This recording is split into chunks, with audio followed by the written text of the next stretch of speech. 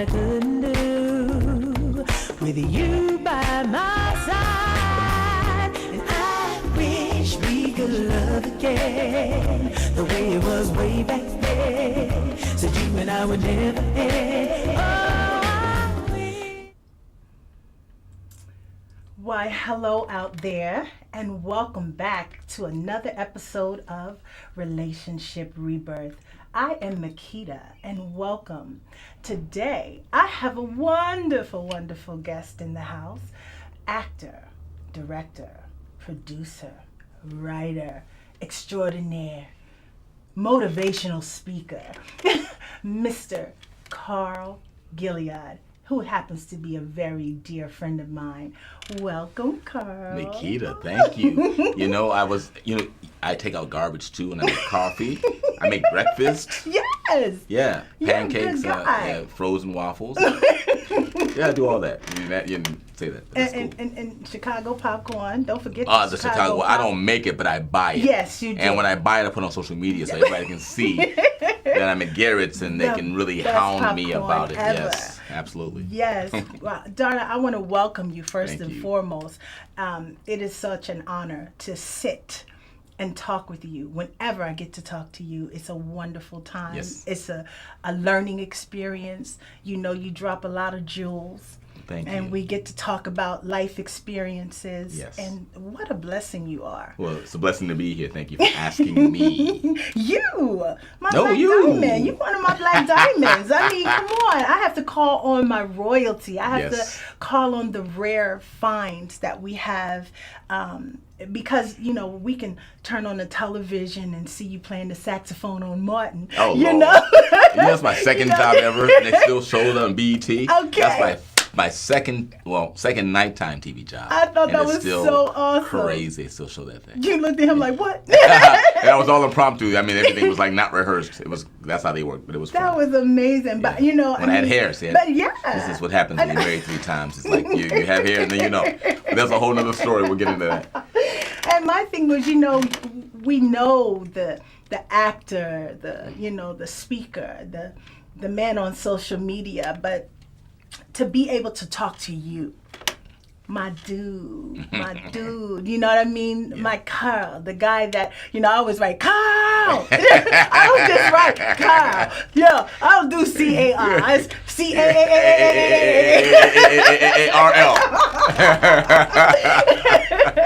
You know, I do it that way because, you know, that's just how when I speak of you, when I think of you, it's with that kind of emphasis. Because I think that's how you speak. That's how you live out loud without having to be loud. And I can be pretty loud though. Yeah, I know. You know, you Chi-Town to Jersey, we loud. We loud. It's all the sugar. Yes, it's all the sir. sugar, yeah. Yes, that Kool-Aid. Lots of sugar makes us a little louder than normal.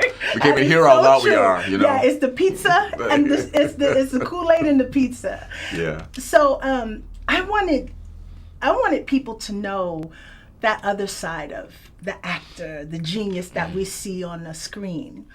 And I wanted to talk to that sensitive, powerful, God-fearing, praying, motivational, amazing king that you are. I know that about you. And I wanted that side of you to be seen and heard.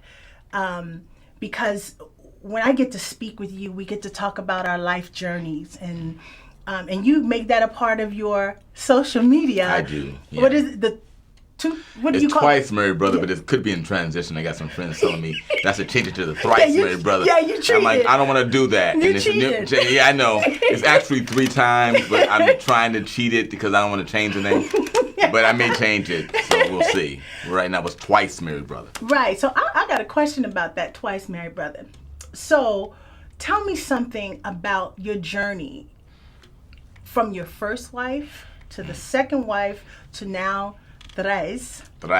What have you learned that brought you to this point where you said, this time I got it. I got it right. Right. And just that you knew this was the one. I think that much of the journey in marriage is a self journey. So true. And I think that many people, myself included, don't look in the mirror enough. Yeah. Even from the point of how we choose who we choose to be with, down to when we're in the situation, how can we affect maturation in ourselves and, of course, in our spouse? Right. And it's very easy to blame the other person. Yeah. And I'm not trying to put down people who end up getting divorced because I did it. Right. But I do think that when it came down to LaTanya, it really came down to choosing from a place of strength. Got it. And as a man, I think that probably one of the most chauvinist things that I talk about is that we, as men, have to know who we are, because the wife is the helper. Yes. It's not a less than equal, it's just a role that God Yes. placed her in. I feel you. So if we don't know what we need help with, Right. if we aren't walking in that power of what we need help with, how are we going to be able to effectively choose the woman who's appropriate and suitable for us as men? So I think that with me, I think the biggest mistake that I made was I wasn't walking in that power. I was choosing. In fact, you know, I would have to say that I was kind of choosing, thinking that I could maybe change her or help her be better, or you know, and she would love me if I did this, Yes. and all the love I'm giving, all the whatever it was, whether it was the way I kissed her or the way that I, you know, the sex or my charisma, whatever, that she would be, you know, pleased. Yeah. Yeah. And I wasn't paying attention to what my role in the world was, what God put me here to do, and her ability and her connectivity to that in the spirit world, but also in my places on earth to be able to help me that we could build the kingdom together. And instead, you know, we kind of did that and ends up getting switched around where I'm kind of helping her and pleasing her and you know, what happens when you get in that situation, usually, at least in my experiences, is that the women, when you're helping them and you're building them and you don't really build yourself, they lose respect for you. Yeah. Because it's backward. Yeah. And then they don't even appreciate. Right. It's like, you know, it's like they see you as a less than, and you know, and in my second marriage in particular, that is what I perceived happened. I mean, she just didn't have any respect for me at all. So whoa. And it just really just kind of. And I helped her with other Let's take stuff. a pause. Yes. Though. So do you feel like it even got worse with the second choice? Yeah, I think the second choice was probably worse than Wow. the first choice. Wow. Yeah. So what do you feel like you did different? What was the difference? In the third? No, I mean in the first two. I think that I doubled down on the wrong thinking when I chose the second one. Okay. It was the same thing. In fact, when I look back, it's just the personalities were different. You know, when I look at the dynamics, they were the same. It was me trying to help her. She would see that I was great, and she'd be happy with me as I am, and all of that. And as a matter of fact, she wasn't. I wasn't walking in the power of who I was. Got it. I mean, a specific example of the second situation was, you know, I've been an actor for a long time, but I didn't really embrace it until a little later in life. Okay. And I would work 9-to-5 jobs, corporate America, that kind of thing. Right. And would lose the 'cause job. You are a college degree educated man. man. And I thought that's the way you got to do it. I'm from Chicago. You get a job and you work at a certain place. Yes. And you know, I worked for the LA Times for many years and left that to become an actor full time, and then did it for 4 or 5 years and didn't work out. So went back to work. Thinking I'm gonna give this up, and went to work for Variety. And it was during that time, and toward the tail end of that time, that I met my second wife while I was still working there. And then I lost that job. Okay. And I couldn't find a job. So I started acting again, and things were rolling in and getting better. I was doing television, doing commercials and all that. Good. And then when things crashed some years later, Yeah. she looked at me like, wait, you gonna get another job? I'm like, I'm trying. And anyway, so my wife, whoever she is, if I'm gonna have one, Right. is going to see the brilliance that I bring to this. That's right. Whether it's brilliant or not. Right. She will see that. Right. And because that's who I am. Whether I end up being Sam Jackson or Carl Gilliard, whoever I am in that scheme of success, whoever my wife is, whether it's that level or that level, will admire and appreciate and honor and help to build the brilliance that is me in that field, because that's who I am. It's at this point now later on that I have embraced that, and would not have married my wife if I did not see that in her. I'm proud of you for So that. that's really, rather than her saying, you need to go out and, get a job somewhere, And I find that... And not that not that's bad. Right, no. But I find that actors and singers, we walk by faith, because it can be going really well. It can be doing really, really well, and then it can just crash. And we're not doing anything. So all of that's very important. To have someone that understands that. That's very important, because the highs and lows of the industry is consistent. Only people that tend to pretty much stay on top is Jay-Z and Beyonce. You understand what I'm saying? Yeah, right. But even her last album didn't do as well as the ones prior. Well, when you're a billionaire, Yeah, but it doesn't matter. It's a creative failure, Right. but you bounce back and do another one. Exactly. You know what I mean? Right, But that's the and all I'm saying is you have to see who you're with as who they are, with or without the millions. Right.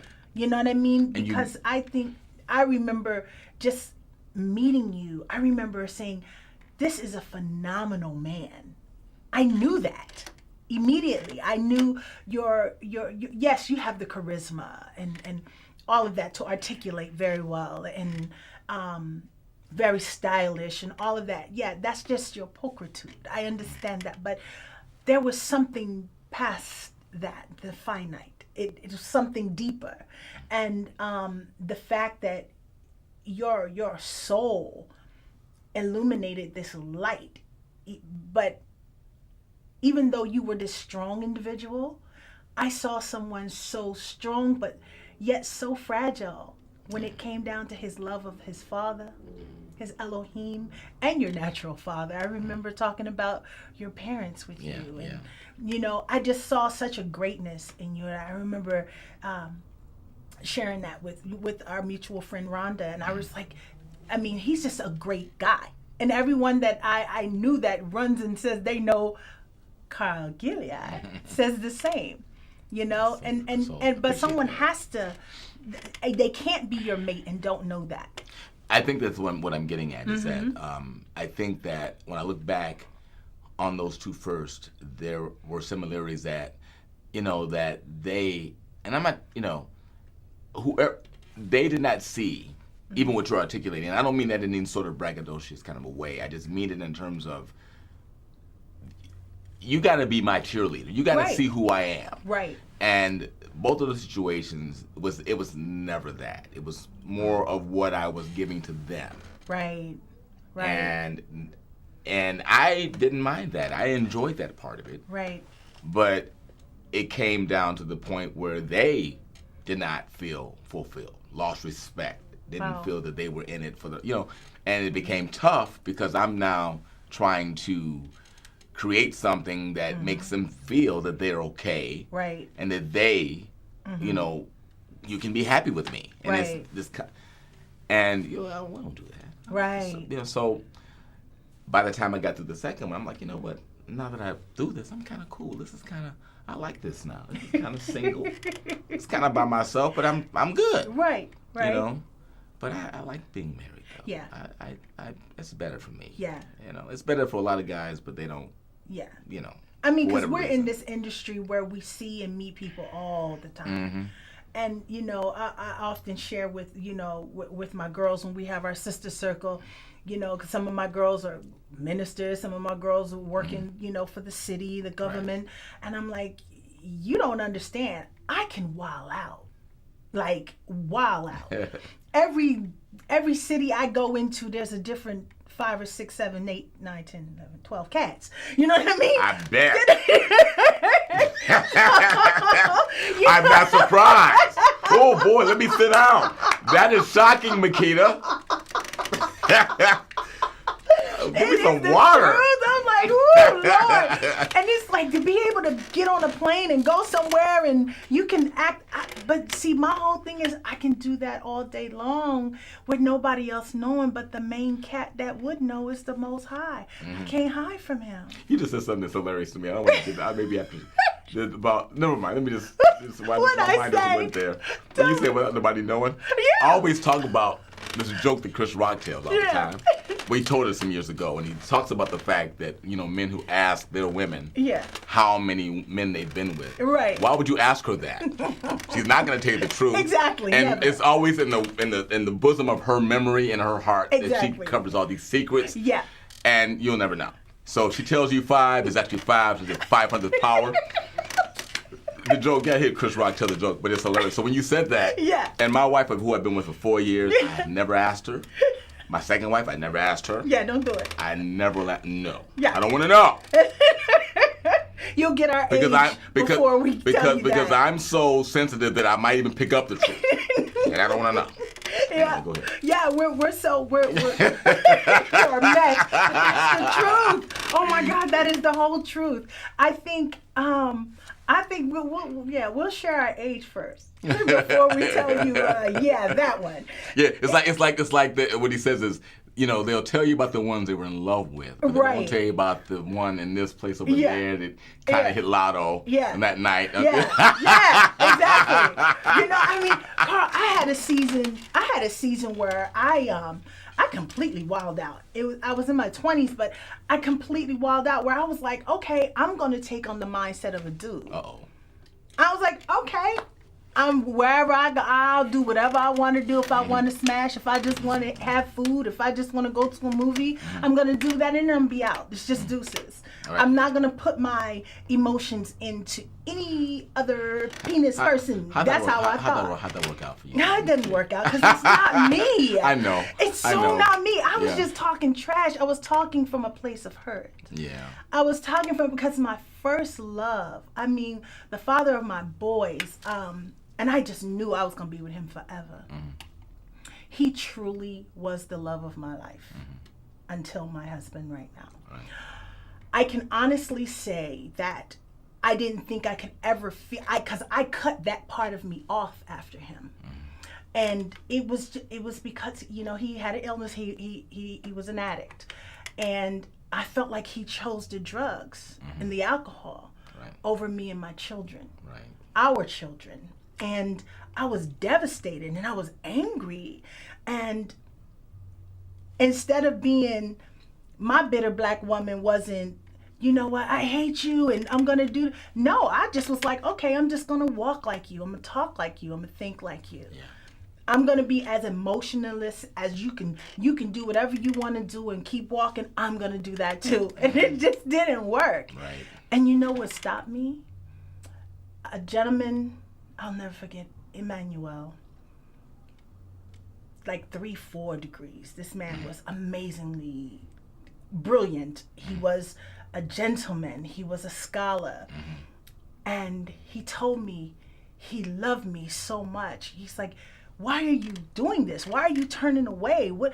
I want to be with you. I was like, I don't want to be with you. And he was like, I'll cut my wrist. And I was like, dude, whatever. You know what I mean? Right. And he did it.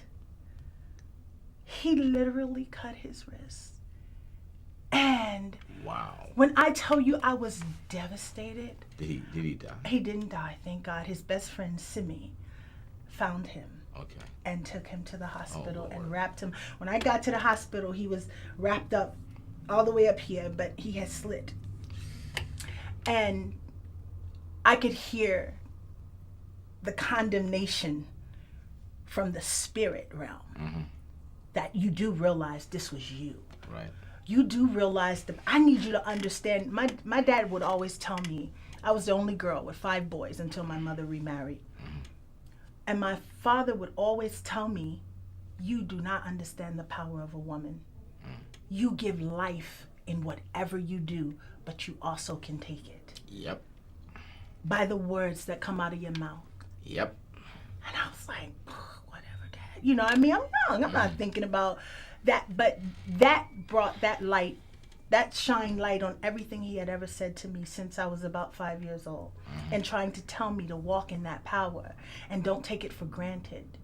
And I realized, I didn't think that was true, but I realized it that night. Someone can actually love you so much that they don't want to see life without you. And when a man, and this is kind of the duality of what I think that a lot of women don't understand about men, is men know that, and so men just kind of keep the distance, and they just, rather than invest in a relationship that is enduring and deep, they just keep that level, keep that block up, and just don't do that because they know the power. And that's something that I know too. I've experienced that, and the kinds of words that were said to me, right, particularly in my second marriage, was really hurtful. Wow. And to this day, I'm still. My wife is already reminding me, that that's not who you are. Right. That's not true. Right. And it's not that I'm saying, it's like I'm repeating what's been said to me, or I may behave in a certain way. Like, I have a hard time, like, when if someone compliments my work as an actor, or someone says something about my future, right. I tend not to receive it the way that I should. I'm better now than I was. But it took root. It took root. Because I was told for so many years, right. You're never going to make it. Why don't you quit? Right. This is ridiculous. You're too old to be doing this. Right. When are you going to get a job? Right. It's ridiculous. I'm tired of taking care of your ass. Wow. But she wasn't. But it was a whole other story. I know what you mean. She wasn't, but that's what she was thinking. Right. So I'm saying that became a very contentious, because you catch me in the wrong day saying that, I might say something back to you. Gotcha. Ooh, so what do you tell other men that are going through that? What do you tell them now? How can you help another? Well, I think that primarily what my twice married brother alter ego, thing that I do on social media really teaches men before the choice. Yeah. So I'm trying to teach guys how to walk in the power of who they are. As a king, as a man who God created, and know what that is, so that when your helper comes, you can embrace it. Right. And when she's not that, you can let that go. Yeah. And be as kind as you can when you do that. It's it's pretty much really all that it is. It's really just kind of knowing who you are. And everybody's different. We're all individual. God created us all, single fingerprint. We're an individual. Right. Nobody's like us. That's so true. In the whole world. That's so true. And with artists, it's a real tough match. Yeah.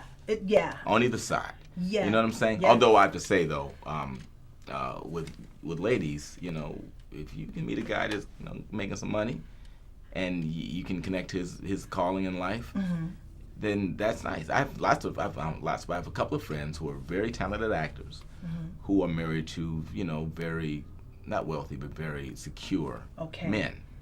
And those men love them, and they support their career. That's the ideal for an actor, or an ideal situation. But for us, right, we're not looking for somebody to take care of us anyway. No.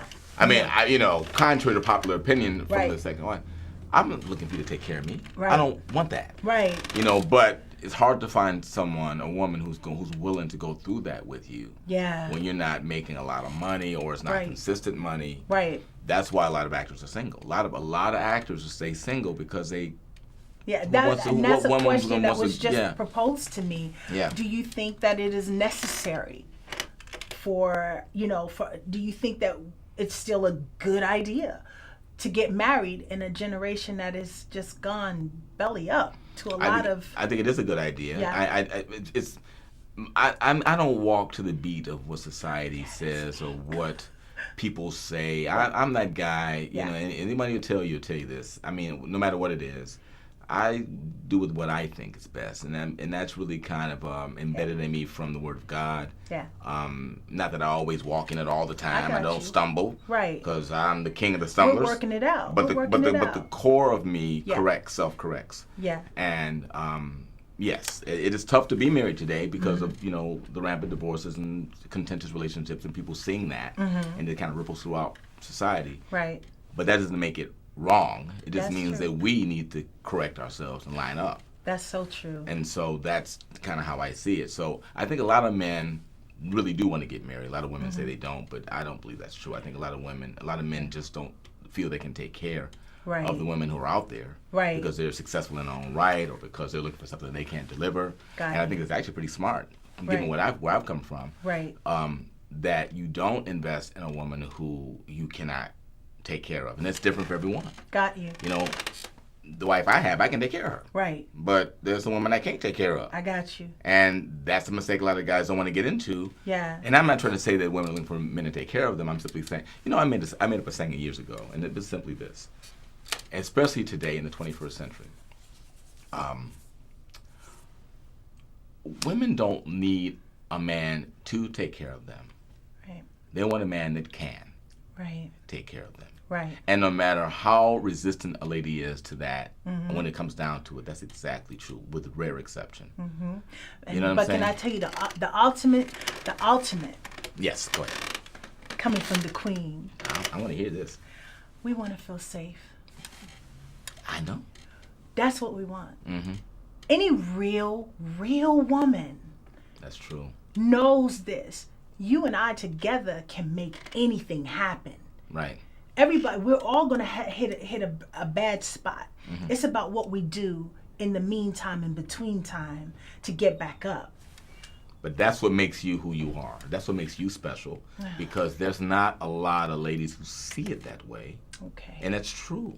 Yeah. What you're saying is absolute fact. Okay. When you have a partner who has committed themselves to go through life with you, then what you're saying is absolutely true. You can't hit bottom though, hit rough time. Start blaming the other person. Right. I just want to know that's what happens. But to your point of being safe, that's true. And I think that, and I know I'm placing a lot of emphasis on the financial part. Yeah. But what I'm saying is what you're saying. Right. I'm very clear in that. I receive that. And the safetiness of feeling safe, it's different for everybody. That's so true. So when I say, you know, choosing a woman you take care of, that is a woman who can make feel safe, or you can create safety for. Right. But that safety looks like something different. So true. For every woman. And you got to know that you can make that one safe as opposed to that one. That's somebody else's wife over there. Right. I can't be choosing that one. That's not my wife. Right. And that's what I did. I'm choosing that one. I can't make her feel safe. You got to make sure you talk and have those hard conversations so that you know who you're with. Yes. Yeah, I mean, who you're talking about committing the rest of your life with. But you know what's interesting about that, and I know something I said, you can talk all day long. Yeah. Ultimately, though, you got to make that connection to be able to know what you really get. Yeah, you got to walk it out with them for a minute. That's why I believe in walking it out. Yeah. But my Carl, I am beyond happy that you came here today. I love just sitting and talking with you. I mean, and in front of people too. It's just full. I know, and my heart just gets so full when I get to do that. But just know that I am honored. And everyone, this once again is the amazing Carl Gilliard, actor, writer, director, amazing individual. Thank you for coming. Thank you for watching, and thank you for listening and learning with Relationship Rebirth. Once again, I am Makeda. God bless you. See you next time. Shalom.